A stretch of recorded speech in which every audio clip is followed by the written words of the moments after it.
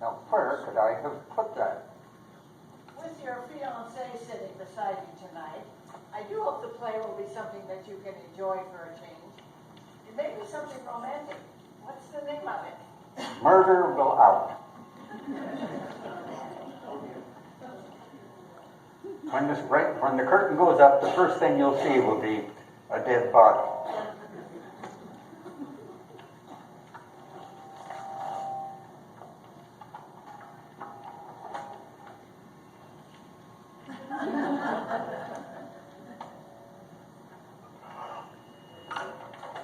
Aunt Abby,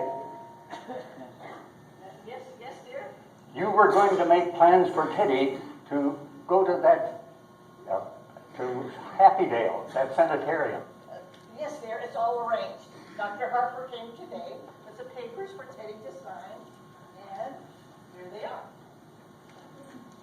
He's got to sign them right away. That's what Dr. Harper thinks. Then, after we pass on, there won't be any legal difficulty. He's got to sign them this minute. He's down in the cellar. Get him up here right away. There's no such hurry as that. No, when Teddy starts working on the canal, you can't get anything else on his mind. Teddy has to go to the sanitarium right now. No, dear. That's not until after you're gone. Why, Mortimer, Listen, how can you say such a thing? Why, as long as we live, we'll never be separated from Teddy. listen, darlings. I'm frightfully sorry, but I've got some shocking news for you. Now, we've all got to try and keep our heads. You know, we sort of humored Teddy because he seemed harmless. He is harmless. He was harmless. That's why he has to go to Happydale, why he has to be confined. Why, Mortimer, how come you suddenly turned against Teddy, your own brother? You've got to know sometime, it might as well be now. Teddy has killed a man. Nonsense, dear. There's a body in the window seat. Yes, dear, we know. You know. Of course, dear, but it has nothing to do with Teddy. Now, Mortimer, forget about it. Forget you ever saw the gentleman. Just forget. Forget. We never dreamed that you would peek. Well, who is he? His name is Hoskins, Adam Hoskins, and that's all I know about him, except he's a Methodist. That's all you know about him. Well, what's he doing here? What happened to him? He died. Aunt Martha, men don't just get into window seats and die. No, he died first. Well, how? Oh, Mortimer, don't be so inquisitive. The gentleman died because he drank some wine with poison in it. Poison? How did poison get in the wine? Well, we put it in wine because it's less noticeable. It has a distinct odor. You put it in the wine. Yes, and I put Mr. Hoskins in the window seat because Mr. Harper was coming. So you knew what you had done. You didn't want Dr. Harper to see the body. Well, not a tea. That wouldn't have been very nice. Now, Mortimer, you know the whole thing, so just forget about it. I do think Martha and I have the right to our own little secrets. And don't you tell your fiancé. Abby, when I was out today, I visited Mrs. Schultz, and she's doing a lot better. But she wants us to take Junior to the movies again. Well, we can do that tomorrow or the next day. Well, this time we are going to choose the movie because we're not having Junior drag us to another one of those scary pictures.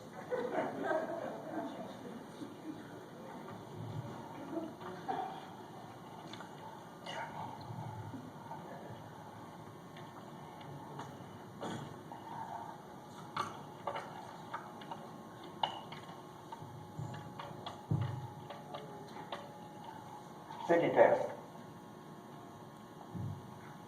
Hello, Al. Mortimer. Say, Al, when I left the office, I told you where I was going. Remember? Where did I say?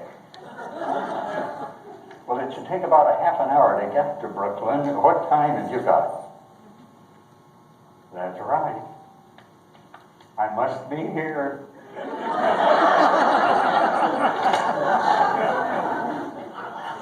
Aunt Abby, Aunt Martha, come in here. What are we going to do? What are we going to do? What are we going to do about what, dear? There's a body in there. Yes, Mr. Hoskins. Well, I can't turn you over to the police. What am I going to do? Well, for one thing, stop being so excited. And for pity's sake, stop worrying. We told you to forget the whole thing. Forget.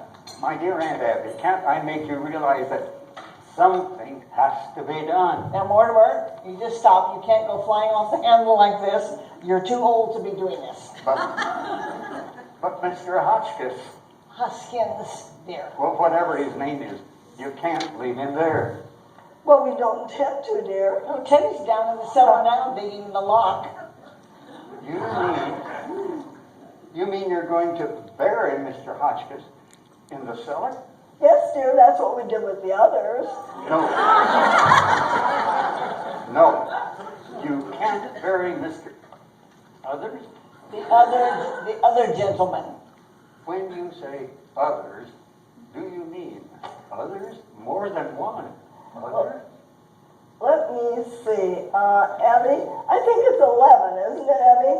No, dear, this makes 12. No, I think you're wrong, Abby. It's only 11. No, dear, because I remember that when Mr. Hoskins came, it occurred to me that he would make just an even dozen. Yes, except that we really shouldn't count the first one. Well, I was counting the first one, so that makes it 12. Anyway, 12. They're all down in the cellar. 12. Well, yes, Abby thinks we should count the first one, so that makes 12. All right. Now, who was the first one? Mr. Midgley, he was a Baptist. Of course, I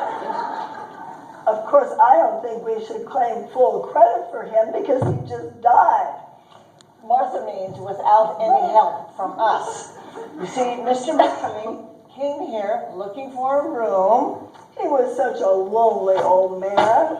And it just didn't seem right for that lovely room to be going to waste when so many people needed it. And he was a lonely old man. Besides, his kith and kin were all dead, and he was so forlorn and unhappy. We felt so sorry for him. And then when his heart attack came, and he just died right here in this chair, looking so peaceful. Remember, Martha? I do. We made up our minds then and there that if we could help other lonely old men to find that same peace, we would. He dropped dead right in that chair. How awful for you. Oh, no. It was rather like old times. You know, Grandfather used to have a cadaver or two around his house all the time. And Teddy has been digging in Panama, and he thought Mr. Midgley was a yellow fever victim. And that meant he had to be buried immediately. So we all went down to Panama and put him in the lock. So, now stop worrying. Abby and I know exactly what we're doing. And all this started with that man walking in here and dropping dead in that chair.